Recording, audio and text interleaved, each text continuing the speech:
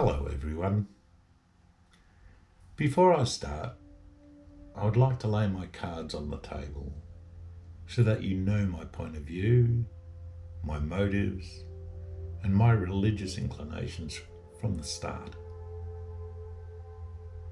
I want to do this because very few things irritate me more than getting halfway through a video or article before I realise that the author was a rusted-on religious fanatic whose sole purpose was to champion their own brand of religious dogma.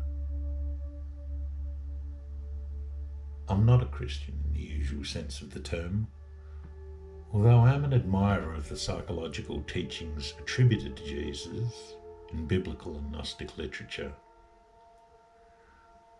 I also admire Eastern religious ideology and practice, but in a similar way, I would not call myself a Buddhist. There are a handful of other religious/spiritual teachings that I find valuable, but I could not find one that credibly answered my biggest questions, the existential issues that have lurked beneath the surface most of my life. You know, what am I doing here? Where did I come from? Where do I go? Is there life after death? Does life have any actual meaning and purpose? Or do we just have to invent meaning and purpose for ourselves as we go along? Is religion completely bogus? Is consciousness primary or is materiality primary? And those kind of things. It frustrated me that, particularly in Western tradition, the churches demanded that I believed for the sake of believing without a shred of evidence, because I could not do this. They would cite a quote from Jesus directed at doubting Thomas. "You believe because you have seen. Blessed is he who hath not seen and yet believes." But either this is a mistranslation or a bogus attribution, or it lacks context to some other teaching, because clearly, if we compare all the absurd religious ideas that humanity has believed and still believes in, all the religious death cults and the teaching of outright religious frauds and charlatans, then the very worst thing we could do is to believe religious claims without a shred of proof, regardless of how ridiculous they are.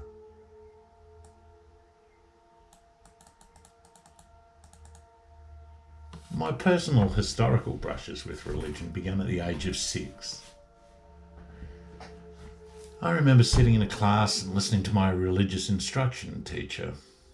Her point of view struck me, even then, as unconvincing and tedious. Religious instruction classes were compulsory in those days, so I had to suffer through them once a week for about an hour. The nun who delivered these talks had a dour face. It was lined with those kind of creases that come from suffering, and there was nothing warm or maternal about her at all. During question time, I asked her about evolution, and she said, "Oh, you mustn't take any notice of evolutionists.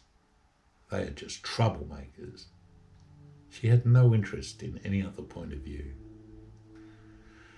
My mother had no interest in religion whatsoever, but my father did, and although he insisted that the Lord's Prayer was recited before every meal, he rarely spoke about it. He never went to church, and thankfully he never made his children go either. And that was a time when most of our neighbourhood went to church. Years later, when I was 13, I decided to give the Bible a quick read for myself, for no reason that I can remember. I took it to bed with me one night. The book fell open at Ecclesiastes, so I read a few pages. What I read troubled me because it named some of my existential concerns, and I went to sleep feeling disturbed. I didn't like that feeling at all, so I gave the Bible no further attention until I was 19, when I was compelled to spend a year going to church twice on Sundays. I was living with my uncle and auntie in another state, and going to church with them was a condition of my stay there.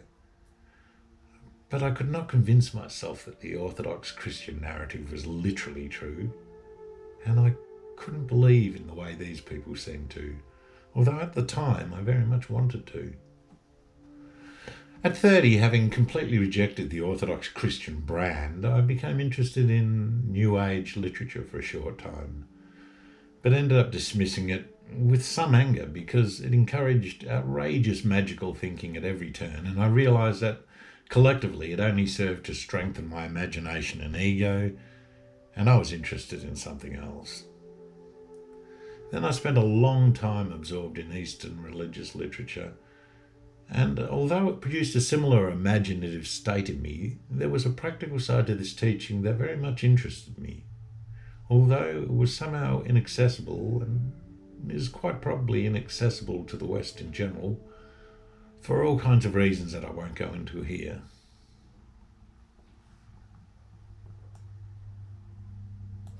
I also became interested in various heterodox teachings, such as the inner teachings of Judaism, which are collectively referred to as Jewish mysticism, as well as Gnosticism and all kinds of religious symbolism.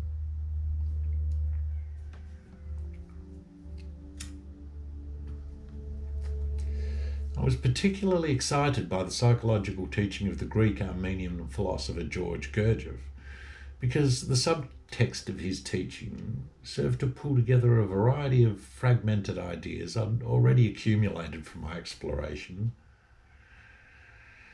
And this stirred my interest in Christian literature again.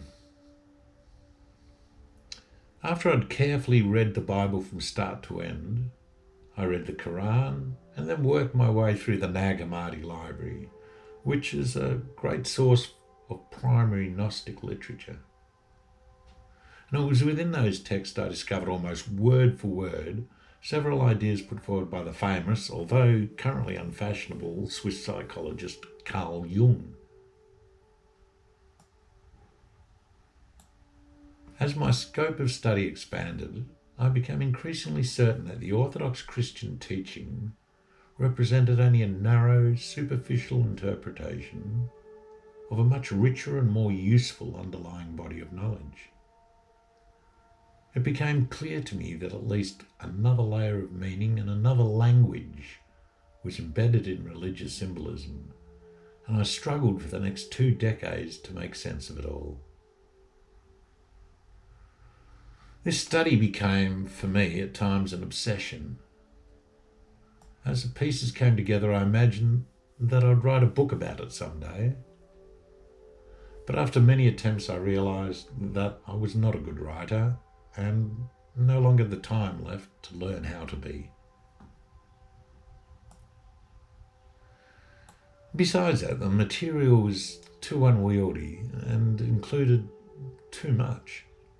So it was impossible for me to decide what I should include or leave out, or even where and how to begin.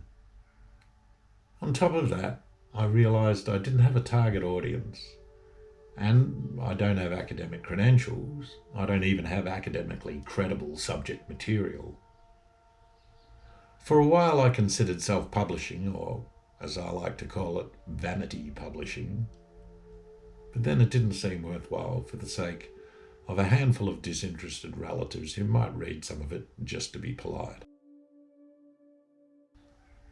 At the same time, because this personal exploration had become my reason for being in some real sense, I would like for it to exist somewhere outside of myself, to share what I've found for whatever it's worth, and I'm hopeful that the video format might wallpaper over some of my writing deficiencies.